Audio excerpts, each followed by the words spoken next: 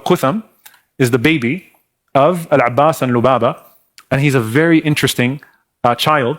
He is the most resembling of the Prophet ﷺ physically from the family. So he's the baby, but he's going to look the most like the Prophet ﷺ. So I'm going to give you guys a little refresher now. Which Sahabi looked the most like the Prophet ﷺ? So you have to remember some names that we covered. There are certain people that resembled, that had shabah of the Prophet ﷺ, they resembled the Prophet ﷺ most. So who can name some names? Ja'far, radiyallahu ta'ala anhu. The first person is Ja'far ibn Abi Talib, radiyallahu ta'ala anhu. And Ja'far, very beautifully, the Prophet ﷺ said, Ashbahta khulqi wa khalqi. That you resemble my khuluqi wa khalqi. You resemble my character and you resemble my creation. You resemble me the most in how you look and how you act. What a compliment. And the Prophet ﷺ sent him as the ambassador to Najashi, to Abyssinia. What better representation of the Prophet ﷺ than his cousin, who resembled him most in his looks and in his character, in his khuluq and in his khalq, radiyallahu ta'ala anhum. So first you have Ja'far. Who else do you have? Mus'ab ibn Umair. So I'm going to hold Mus'ab off for a bit, inshallah. Let's start only with the family of the Prophet ﷺ. All right, so only with the family of the Prophet ﷺ. So first you have Ja'far. Who else from the family of the Prophet ﷺ looked like him? Not necessarily. He's not listed min shabih al-Nabi ﷺ from someone who looked like the Prophet ﷺ. Anyone else? It wasn't too long ago. Al-Hasan wal-Husayn. May Allah be pleased with them. Al-Hasan radiyallahu anhu from above, Husayn radiyallahu ta'ala anhu from below. Right? So Al-Hasan resembled the face of he looked so much like the Prophet ﷺ that you have the famous narration where Abu Bakr picks him up radiyallahu anhu and throws him into the air and he says, you look more like your grandfather sallallahu alayhi wa sallam than your father Ali radiyallahu ta'ala anhu. So Al-Hasan wal-Husayn. So you have Ja'far, Al-Hasan wal-Husayn. And there is one more from the family of the Prophet ﷺ. We covered him. He's so interesting. He was one of the most interesting characters we covered. Anyone remember?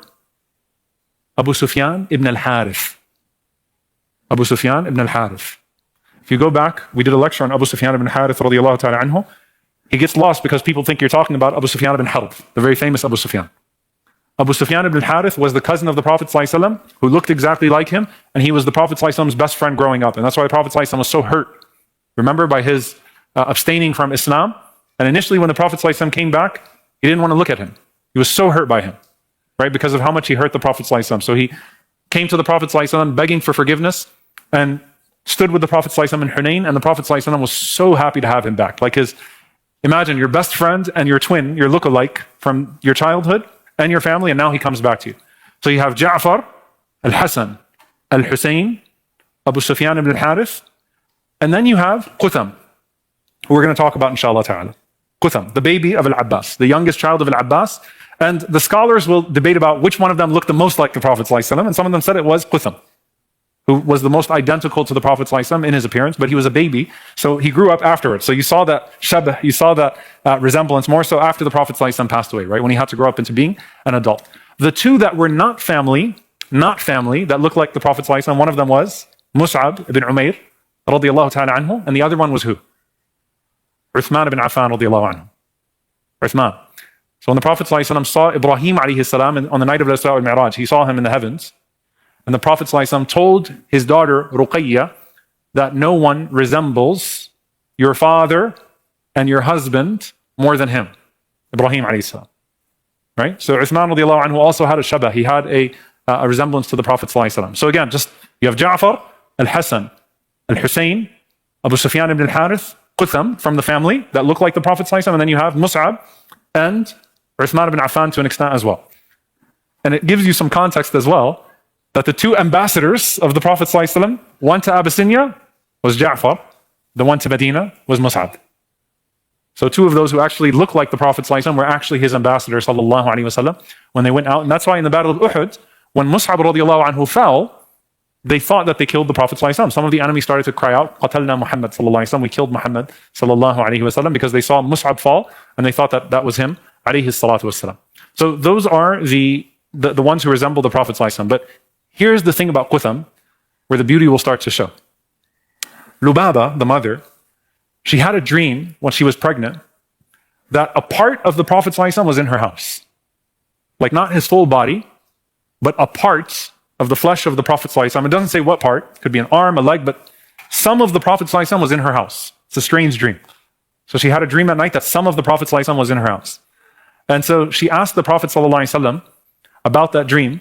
And the Prophet ﷺ said, Fatima radiallahu anha will give birth to a child, and you will breastfeed that child with your son. Okay? So you will breastfeed that child with your son. That child was Al-Hussein radiallahu anhu. So Al-Hussein was born, Qutham is born, and they were breastfed together from Lubaba. So they were brothers in Rida'a. They were brothers through nursing. Qutham and Al-Hussein.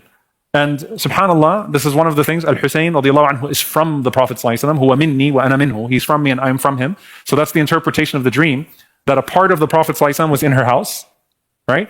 That the son, Al-Hussein, the son of Fatima, would be breastfed by her, and he would be raised partly with Qutham. So she's going to come to Medina, and she's going to raise her child alongside Al-Hussein. And you really start to see like the full circle, like how happy the Prophet ﷺ was after Fath Makkah to bring his family with him to Medina and to start building out like a full family life for the last months of his life, ﷺ, for the last year of his life, ﷺ, where they start to be around him. And there's in fact a narration, Al-Fadl being Lubaba, the wife of Al-Abbas, she was nursing Al-Hussein one day, and the Prophet ﷺ, he took Al-Hussein from her, and he coddled him, alayhi salatu wasalam, and then Al-Hussein urinated on him, sallallahu alayhi wasallam. He's a baby, right? So the Prophet ﷺ, he said to Al-Fadl, hold my son, because he urinated on me. So the Prophet ﷺ, he wants to clean himself, right, from the urine of the baby boy. Like again, you're going to see how fiqh came to us. So she took Al-Hussein, but then she smacked him on the back. And Al-Hussein started to cry. So the Prophet ﷺ, he looked at her and he said, Adaytani, Fibni, like you hurt me with my son. Like, what are you doing? Like, I didn't want you to smack him. It's okay. It's not a big deal. And subhanAllah, that shows you, by the way, like, he said, you hurt me with my son. May Allah have mercy on you. SubhanAllah, what about those who actually murdered Al-Hussein radiallahu anhu? Like, it takes you back to that. Like, imagine how much pain that caused the Prophet ﷺ. Those who beheaded him radiallahu ta'ala anhu in the battlefield. So this was an incident that was narrated, Qutham and Al-Hussein. And this is where the Prophet ﷺ said that when it comes to the urine of a baby boy, the feeding baby boy, that you can spray it with water, right? You can spray it with water. The expectation is that it's going to be messy. And this is where we take the fiqh from this particular incident with the Prophet ﷺ and with Qutham and with Al-Hussein. Abdullah ibn Ja'far, he says, radiyallahu ta'ala anhu, marra bina nabiyyu sallallahu alayhi wa sallam wa nahnu nal'ab, that I and Qutham were once playing together, and the Prophet ﷺ walked past us. قال فحملني بين يديه وأردف قثم خلفه. So the Prophet ﷺ held me, and then he put Qutham on his back, and he continued to move, sallallahu alayhi wa sallam. Or he scooped them and he put, it could be either two ways. Either he held him that way, or he put Abdullah ibn Ja'far in front of him on the riding animal, and he put Qutham behind him on the riding animal. Either way, it shows you once again the Prophet ﷺ scooping up these kids, playing with these children. So he too has this experience with the Prophet ﷺ. Now, the famous poem about Qutham that comes, and this is where you start to see his particular interaction. Remember, he's the child that looks most like the Prophet ﷺ. When Al-Abbas was in Mecca, and the Prophet ﷺ was undergoing persecution in Medina, particularly the Khandaq, in the time of the Khandaq, Al-Abbas was extremely nervous. And remember, the goal of what the Arabs were trying to do to the Prophet ﷺ and the companions was truly a genocide, wipe them out. Right? It was to cleanse once and for all anything that has to do with Islam, wipe them off the face of the earth. So they surrounded Medina, and it was the largest army that the Arabs had ever seen. Al-Abbas is in Mecca, and he was extremely nervous. So there's a famous narration that he would hold Qutham tight. Why? Because Qutham looked the most like the Prophet ﷺ. So he would hold Qutham tight, and he would say, radiyallahu ta'ala anhu, hibbi Qutham. My loved one, Qutham, my loved one, Qutham. Shabihu dhil anfi al-asham. Nabiyyi Rabbi dhil ni'am. Biraghmi anfi man raghim. So, hibbi Qutham. Shabihu dhil anfi al-asham. Nabiyyi Rabbi dhil ni'am. Biraghmi anfi man raghim. So the poem means, my beloved Qutham, the lookalike of the one with the noble nose. I'll explain to you why it says the noble nose. The prophet of the Lord of all blessings, despite the hatred of those who begrudge him, or those who oppose him. Biraghmi anfi, right? So it's like you rub the nose in the dirt. That's a metaphor with the Arabs. Like, even if you don't like it, you rub the nose in the dirt.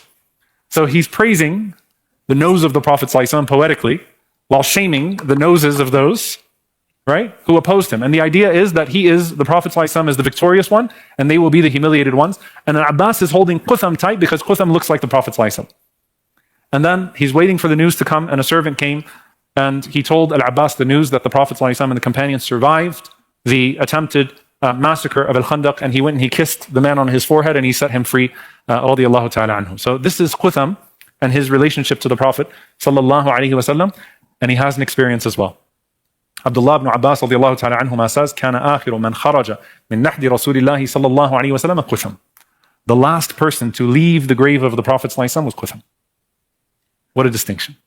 So subhanAllah, all the children of Al-Abbas are being involved in this. So he was the last person to come out of the grave of the Prophet sallallahu alaihi wasallam when they buried him alayhi salatu wasalam, and to proceed. So Al-Fadl was the one who had the last walk with the Prophet sallallahu alaihi wasallam. Qutham was the one who placed the last stone on the body of the Messenger of Allah sallallahu alaihi wasallam before rising from the grave. He too, radiyallahu ta'ala anhu, Ali made him the governor of Medina in some reports when he went out to Al-Iraq. And he too was a man of great courage. And subhanAllah, you're going to see how far the lineage and the place of the Prophet ﷺ will spread. He was one of those who lived a long life as well as most of the children of Al-Abbas. And he was young when he was born. And he went far into the battles with the Persians and the Romans. So he participated in the conquest of Ash-Sham as well as the conquest of Iraq and Persia and beyond. And he was known for his sense of dignity. Sa'id ibn Uthman tried to give him 1,000 extra shares because of his bravery in the battlefield. And he said, put it in the spoils of battle. I don't want it. He said, allocate it towards the Muslims. I don't want it. So he was a person of great integrity. And one thing that I think about, subhanAllah, which is incredible, he was one of those who participated in the opening of Samarkand. And he was carrying the same banner of Banu Hashim, the Raya of Banu Hashim, that his oldest brother, so Al-Fadl is the oldest, Qutham is the youngest, his oldest brother was carrying on the day of Hunayn. Imagine it was just a few people around the Prophet ﷺ on the day of Hunayn, and Al-Fadl was carrying the banner of Banu Hashim. He was carrying that same banner in the opening of Samarkand. Where is Samarkand? Modern day Uzbekistan. Who is buried there? Al-Imam al-Bukhari, rahimahullah ta'ala. So subhanAllah, like the history, Ya Allah, the poetry of it all. Like Islamic history, this early history, Allah Azza wa Jal crafted out these trajectories so beautifully, and they get lost in the pages. Imagine this young man who looked like the Prophet ﷺ, who the Prophet ﷺ used to hold close, who was the last person to rise from the grave of the Prophet ﷺ, carrying the banner and dying shaheed and taking Islam to the same place that Imam al-Bukhari would be born, rahimahullah, the greatest defender of the ahadith of the Prophet ﷺ, the sayings of the Prophet ﷺ, to ever walk the face of the earth. Authoring the most authentic collection of ahadith of the sayings of the Messenger of Allah ﷺ. How did Islam reach there? So Islam truly, subhanAllah, was always a labor of the heart, and that heart of the family of the Prophet ﷺ.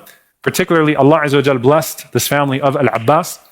And with this, subhanAllah, so we covered Al-Fadl, the oldest one. We covered Ubaidullah, the donor, and we covered Qutham, the one who resembled the Prophet ﷺ most.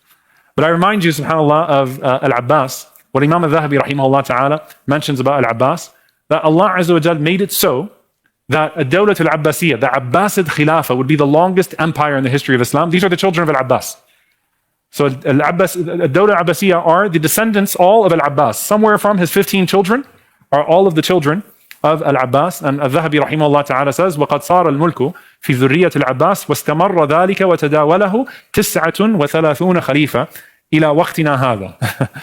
He said, at the time I'm writing this book, there have been 39 Khalifas, all from the children of Al-Abbas, at the time that I'm writing this book.